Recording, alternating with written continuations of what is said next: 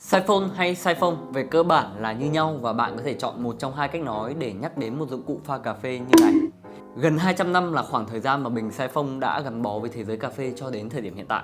Siphon thực tế có nghĩa rộng hơn, nó đề cập đến những dụng cụ mang nguyên lý là truyền dòng chảy thông qua đường ống. Nó đặc biệt liên quan đến nguyên lý bình thông nhau mà bạn đã học trong vật lý mà chắc hẳn bạn nghe sẽ thấy quen quen, còn mình thì chịu, quên hết rồi. Trước khi đi đến nguyên lý hoạt động của bình siphon, chúng ta sẽ cùng điểm qua một chút về lịch sử và sự phát triển thăng trầm trong gần 200 năm của bình siphon. Và lịch sử sẽ xuất hiện ngay sau khi bạn ấn like, subscribe và bật chuông thông báo.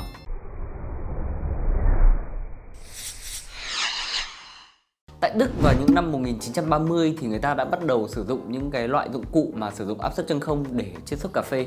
Cho đến năm 1940 thì một dụng cụ pha cà phê được sử dụng hai bầu thủy tinh thông nhau bằng một đường ống và giữ trên giá đỡ đã được đăng ký bằng sáng chế dưới tên một người phụ nữ người Pháp là Fanny Amene Massot.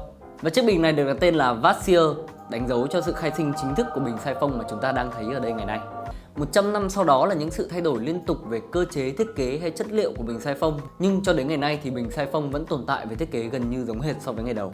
Vì sao hành trình 100 năm phát triển lại quay trở về với khởi điểm của thiết kế bình siphon? Thì nguyên nhân mình tổng hợp được là do vấn đề đến từ chất liệu. Nghĩa là những cái loại thủy tinh tốt nhất ngày đấy đều không đủ khả năng chịu nhiệt sau một thời gian. Và trong khoảng thời gian đó rất nhiều phát minh đã được ra đời để khắc phục vấn đề này. Đây là một ví dụ. Nhưng những thiết kế đó để khắc phục được vấn đề này đôi khi khiến chiếc siphon trở nên quá phức tạp và khó kiểm soát, hay chỉ đơn giản là thay cái phần khoang dưới này bằng đồng khiến cho chiếc siphon trở nên hoàn toàn không có cảm xúc. Và bước ngoặt chỉ thực sự đến khi một loại thủy tinh có khả năng chịu nhiệt tốt mang tên Pyrex xuất hiện. Qua đó hoàn thiện chiếc siphon một cách không thể hoàn hảo hơn, vì bản thân thiết kế ban đầu của siphon đã là một thiết kế rất hoàn hảo và luôn hoạt động tốt rồi. Nhưng vấn đề không chỉ có siphon phát triển mà những dụng cụ khác và những cách thức pha chế khác vẫn liên tục phát triển. Một trong những cái tên khiến bình siphon trở nên nhạt nhòa trong những thập niên 50 trong thế giới cà phê đó chính là chiếc bình ngủ bằng điện của Mỹ, nhanh chóng và tiện lợi. Và sau một khoảng thời gian dài từ sau thập niên 50 cho đến đầu thế kỷ 21, trào lưu trang trí nghệ thuật cùng với làn sóng cà phê thứ ba nở rộ cộng hưởng với nhau cùng đem siphon trở lại trong những không gian quán bar hay là những cái không gian trang trí nghệ thuật. Mặc dù siphon sẽ không bao giờ có thể trở nên phổ biến như trước được nữa, nhưng thiết kế này sẽ luôn tồn tại với thời gian và trở thành một trong những biểu tượng của nghệ thuật pha chế cà phê. Ok, đi qua một chút về lịch sử thì chắc hẳn bạn đã phần nào hiểu qua về thiết kế cũng như nguyên lý hoạt động của bình siphon rồi, và chúng ta sẽ cùng điểm qua một vài yếu tố đáng chú ý nhất thôi nhé.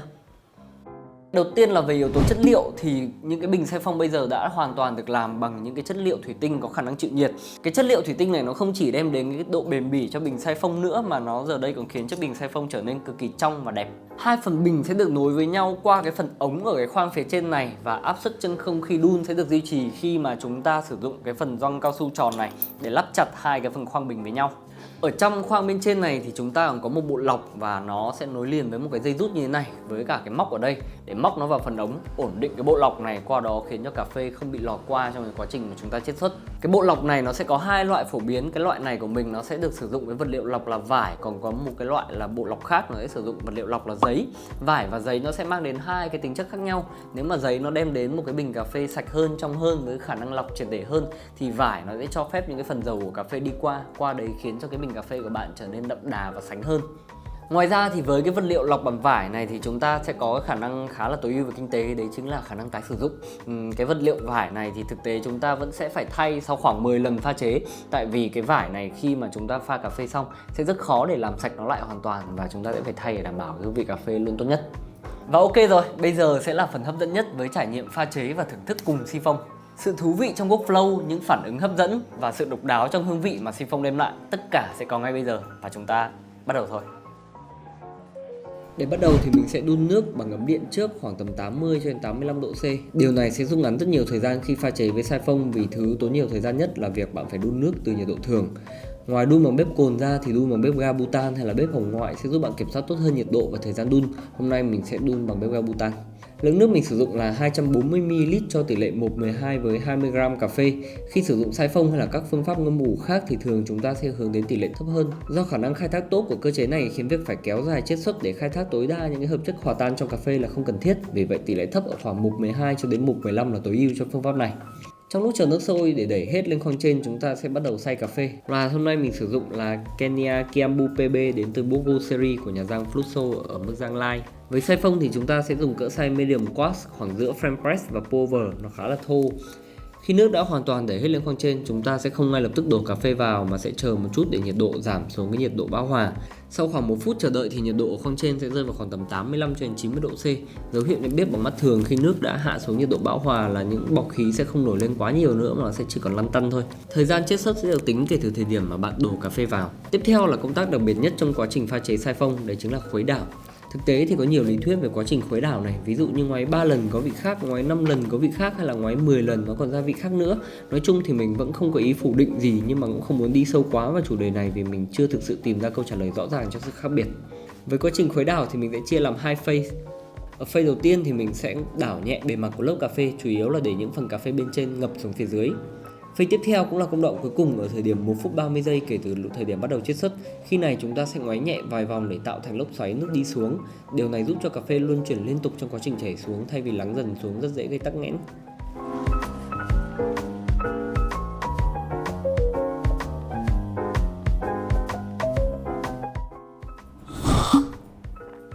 Tin mình đi, tất cả những cái sự leakage này đều không vô nghĩa.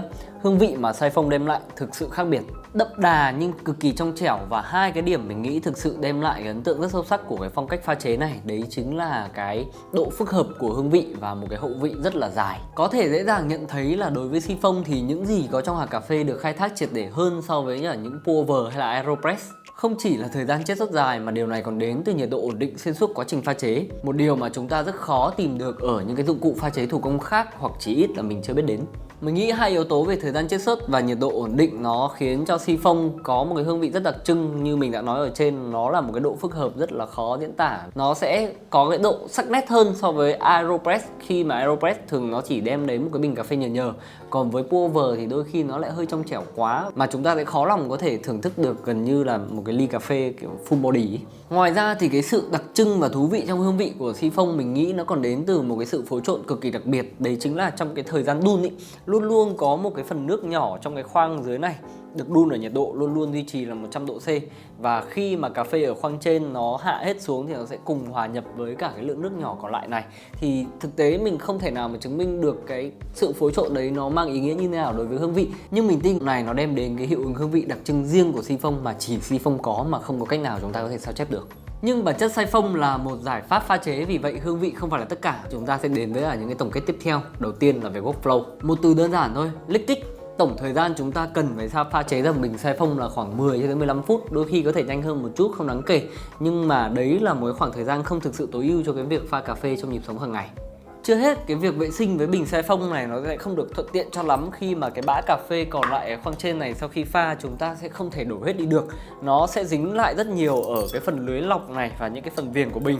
Và cái cách hợp lý nhất mà chúng ta có thể dùng để vệ sinh nó, đấy chính là dùng cái bồn lavabo hay là cái bồn rửa tay của chúng ta. Và lâu dài thì cà phê không tan trong nước, nó sẽ gây tắc cống. Nghe có vẻ hơi lan man nhưng mà đấy thực sự là những quan ngại của mình. Ngoài ra thì cái bình siphon này sau khi được vệ sinh xong mà bạn chỉ rửa thôi mà không lau khô ấy, nó sẽ để lại rất nhiều cái cặn canxi sau khi cái nước nó khô đi, thì nó khiến cho chiếc bình siphon trở nên rất là xấu. Còn nếu bạn là một người yêu cái đẹp và muốn vệ sinh nó như thế này thì bạn sẽ mất thêm khoảng 10 cho đến 15 phút nữa. Với tất cả những khúc khắc kể trên thì có một câu trả lời rất rõ ràng là siphon không phải là một dụng cụ được ưu tiên cho cái việc pha chế cà phê hàng ngày. Nhưng sự khúc khắc về mặt tổng thể không đồng nghĩa với việc siphon là một dụng cụ khó pha. Mang ADN của một dụng cụ pha chế với cả cái phương cách là ngâm ủ thì siphon chỉ cần đáp ứng đủ một vài những yếu tố cơ bản như là cỡ xay, nhiệt độ hay là thời gian chiết xuất, cùng những cái thao tác khuấy đảo rất là đơn giản thì bạn đã có thể pha ra một bình cà phê rất ngon với siphon rồi. Tiếp theo là về yếu tố thẩm mỹ, siphon đẹp, có tính nghệ thuật cao trong cả việc trang trí lẫn pha chế, qua đó nó đem đến một cái sự thu hút rất lớn cho cái phong cách này.